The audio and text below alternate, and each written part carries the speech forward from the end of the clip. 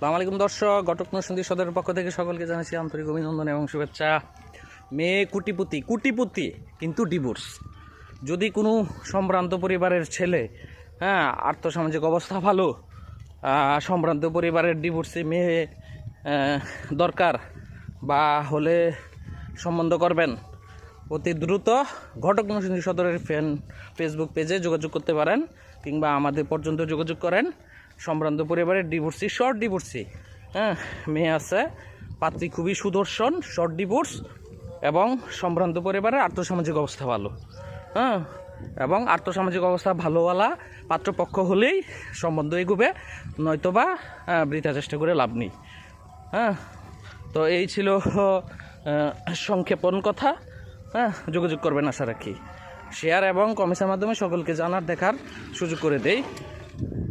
ধন্যবাদ।